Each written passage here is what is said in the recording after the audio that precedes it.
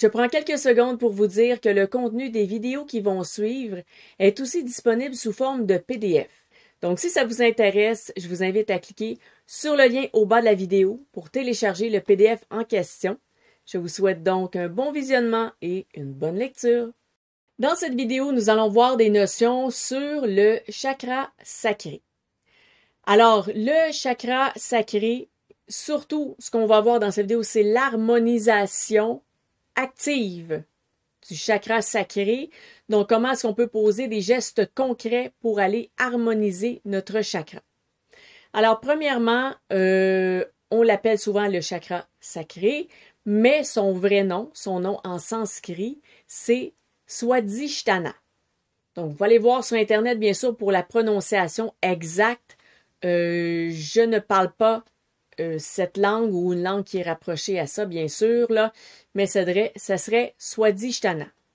Donc, ensuite, à quoi sert le nom? Eh bien, quand on prononce le nom de quelqu'un ou de quelque chose, c'est comme si on fait appel à lui et on pose notre attention dessus.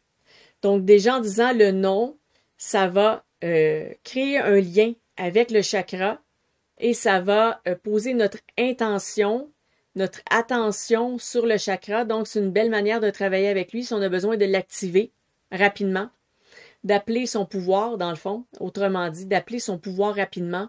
Si on fait une méditation et qu'on veut travailler dessus justement pour l'harmoniser par visualisation, utiliser le nom aussi, ça va l'interpeller si on veut, donc ça va avoir une action dessus.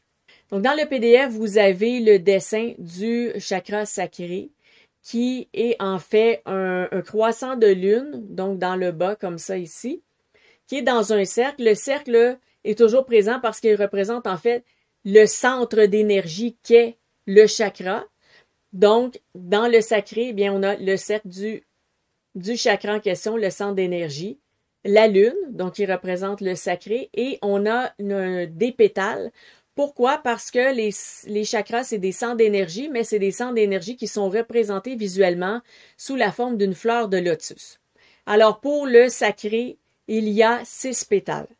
Alors, le dessin, ce que vous pouvez faire, vous pouvez justement le dessiner dans la bonne couleur, cette fois-ci qui est le orange, et vous allez pouvoir donc tracer le bon nombre de pétales qui correspond à ce chakra. Maintenant, l'activation naturelle du chakra sacré. Donc, on ne parle pas de technique d'énergie, de soins d'énergie. Là, on y va. Qu'est-ce qu'on peut faire dans notre vie de tous les jours pour aller harmoniser et travailler sur notre chakra sacré? Alors, la première idée, il va y en avoir 4. La première idée, c'est les activités sociales. Pourquoi? Parce que le chakra sacré est lié à nos relations, aux liens qu'on crée avec les gens. Donc, c'est une sorte de chakra de liaison qui crée un peu ce qu'on appelle le réseau énergétique. Mais en partie, l'accessibilité à ce réseau énergétique-là va être connectée au chakra sacré. Donc, on a notre famille, nos amis, les amis des amis. Donc là, c'est ça, il y a plein d'énergie, plein de liens d'énergie qui se font entre les personnes. Et le sacré permet justement, c'est ça, de connecter dans l'énergie avec les gens. Donc, en allant faire des activités sociales, qu'est-ce que ça va faire? Eh bien, ça va entretenir les liens qu'on a avec les gens, mais pas juste dans le monde physique, aussi dans l'énergie. Parce que parfois, quand on rencontre une nouvelle personne, on dit « Oh, ça connecte bien », mais c'est que ça passe. Dans l'énergie, le courant, il passe. Et quand parfois, on s'entend bien avec des personnes, on fait plein d'activités, et à un certain point, on se voit moins souvent. Parfois, ça va être la vie, les situations de la vie qui vont faire en sorte que la connexion va être moins présente, mais parfois, ça se peut que ça soit aussi dans l'énergie. Quelque chose qui passe un peu moins bien dans le canal d'énergie, la connexion est moins bonne, et là, on va moins appeler souvent ou quoi que ce soit. Donc, il y a toujours, on est des êtres à multifacettes, bien sûr, donc il y a plein de choses qui interagissent par rapport à ça, mais justement, pour le sacré, pour maintenir de beaux liens et tout ça, ça va être d'aller faire des activités sociales pour stimuler ce chakra et créer des liens avec les gens et les conserver et entretenir les beaux liens, bien sûr. Évidemment, tout ce qui est toxique, puisqu'on voit l'énergie comme étant une toile, eh bien, on veut le moins possible garder des liens toxiques parce que c'est comme si un peu ça vient corrompre un peu la toile. Là. Je sais pas si vous comprenez ce que je veux dire.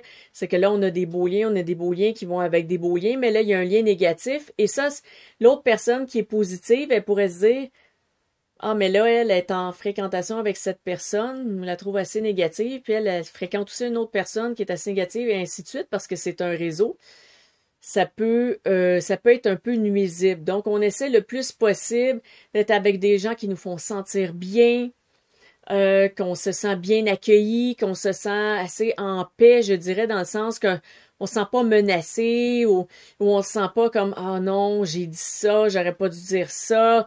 Tu sais, ça, c'est ça, c'est comme s'il y a une menace omniprésente qui est là de ah, je peux pas dire ce que je veux, je dois faire attention à mes mots. Bien sûr, on ne veut pas dire des choses négatives pour dire des choses négatives, mais je veux dire, quelqu'un qui fait juste s'exprimer de manière bienveillante et pas supposé avoir un petit stress là de pas pouvoir dire ce qu'elle a envie de dire. Donc, c'est ça, on veut un beau réseau et faire des activités sociales pour maintenir ce beau réseau, justement. Ensuite, une autre idée, ça va être de faire des activités créatives. Donc, des activités créatives, ça ne veut pas dire nécessairement juste des activités artistiques. Parce que des activités artistiques, c'est très chakra sacré. Le sacré est très créateur parce que justement, il est situé dans la région des organes reproducteurs. Donc, la reproduction, c'est quoi? C'est créer la vie. Donc, créer la vie, mais c'est aussi créer au sens très large. Alors, ça peut être des trucs artistiques, comme ça peut être créatif dans le sens de peut-être plus faire du bricolage. Donc, ceux qui vont faire des trucs dans la maison, du bricolage, des réparations, qui vont être ingénieux, qui vont avoir de l'ingéniosité, qui vont être capables de créer une nouvelle fonction à un objet. C'était pas supposé être utilisé comme ça, mais là, ah oui, tu l'as utilisé comme ça, waouh, super. Ça peut être toutes sortes de choses qu'on va créer de nos mains. Donc, les artisans, l'artisanat, la création de décoration, de bougies, si vous voulez faire de la magie et en plus aller travailler, harmoniser votre chakra sacré, la création de bougies, ça va être super parce que ça va faire les deux. Donc, vous allez créer un objet et en plus, vous allez l'infuser de votre magie et ensuite l'utiliser dans vos rituels. Donc, ça, c'est super. Mais toute activité créative va venir aider à harmoniser et à activer le chakra sacré. Ensuite, prendre soin de nos émotions. Pourquoi? Parce que le sacré est lié à nos émotions, mais des émotions brutes. C'est pas de l'amour universel et de l'acceptation d'autrui, tout ça. On n'est pas là-dedans. Là. On est dans l'émotion. On est dans la joie, dans la peur, dans l'amour passionné. On est dans la colère aussi, ça peut être ça. Ça peut être dans l'étonnement, dans la surprise, dans l'enthousiasme. C'est vraiment de l'émotion. Ce sont des montées. Émotion. Si on dit en anglais emotion, si on prend juste motion, eh bien motion, c'est mouvement. L'émotion, mouvement. Il y a une charge, il y a quelque chose qui se passe, il y a un mouvement aussi dans l'énergie qui se fait quand on a une émotion. C'est très lié à la magie, les émotions. Petite parenthèse. Donc, le sacré, c'est ça, c'est le centre de nos émotions. Et donc, si on prend soin de nos émotions, on apprend à bien les accueillir, les comprendre. Donc, si on travaille sur notre intelligence émotionnelle, et bien là, ça va travailler aussi sur notre chakra sacré, ça va aider à l'équilibrer.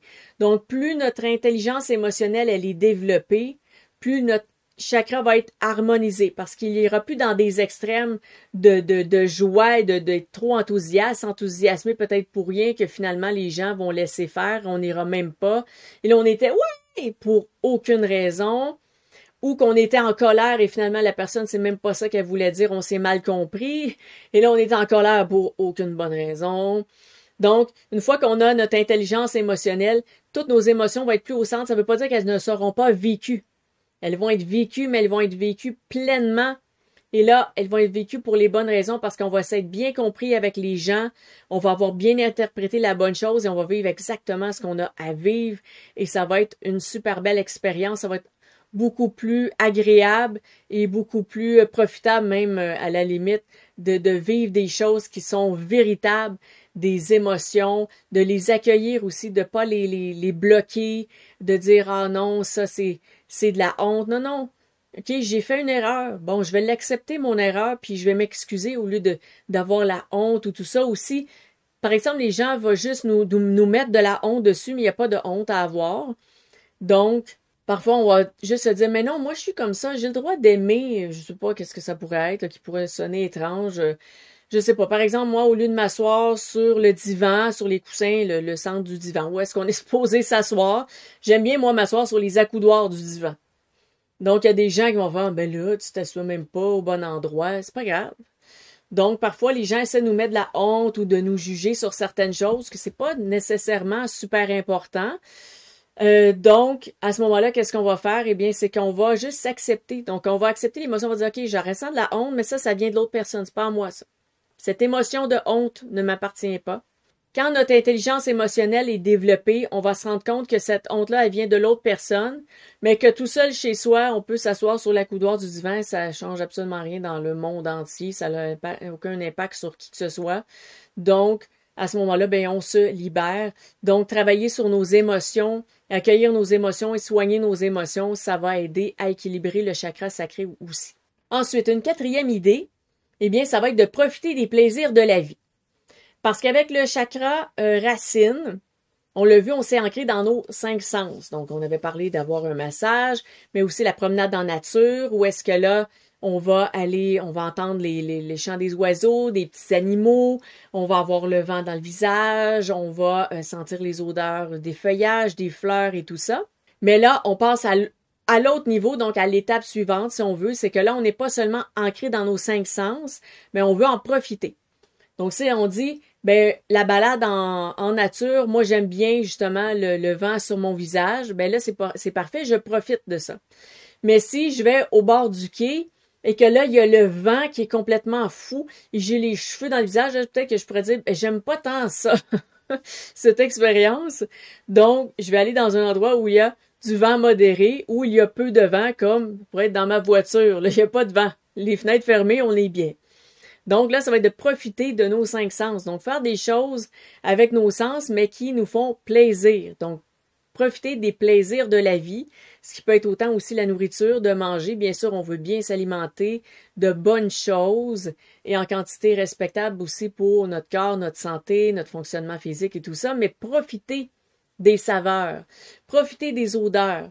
Si un après-midi ou une soirée, vous dites, ah, ben moi, je vais allumer une chandelle parfumée, je vais allumer ou faire brûler des huiles essentielles ou quelque chose qui ait un petit parfum dans la maison pour cette petite soirée-là qui est un petit peu plus cocooning, cozy, ben ça fait du bien. C'est ça aussi qui va aider à activer et harmoniser le chakra sacré. Ensuite, qu'est-ce qu'on va faire comme action concrète? Alors, qu'est-ce qu'on fait? On va noter dans notre agenda personnel une activité qui va être une de celles que j'ai nommées, là, que ce soit une activité artistique, du dessin, de la peinture, que ce soit des activités créatives comme le bricolage, comme j'ai dit, on peut bricoler avec des outils, réparer des choses dans la maison, on peut même se faire une cabane pour les oiseaux. Ça peut être ça, n'importe quoi qu'on veut créer. Si justement on fait un peu de jardinage, ça c'est plus le chakra racine, mais si là on veut aller construire des instruments pour notre jardin, justement pour aller décorer, je vais construire une petite clôture, je vais mettre la petite décoration, des choses comme ça va être créatif, ça va amener une petite touche, quelque chose de plus joli aussi en même temps, et on reste encore dans le monde physique, c'est-à-dire dans les chakras inférieurs, mais dans la créativité du monde physique. Alors, pour terminer cette fiche, nous allons voir quelques types de nourriture. Donc, quand on mange des aliments qui ont rapport avec le chakra sacré, ils vont être de la couleur orange, tout simplement. Bien sûr, il y a d'autres types d'aliments là, qui seront pas nécessairement exactement de la couleur orange, mais moi, j'ai été au plus simple pour faire une fiche vraiment là très, très, très accessible, très facile. Alors, on pourrait manger pêche, mangue, carotte. Sinon, si on veut boire quelque chose, ça peut être un bon jus d'orange.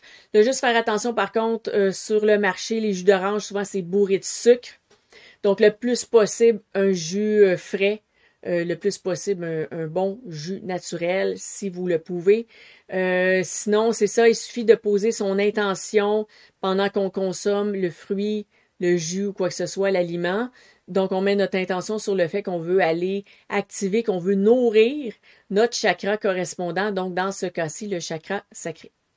Alors, ça fait pas mal le tour de la fiche. Donc, je vais vous souhaiter un excellent travail actif sur le chakra sacré.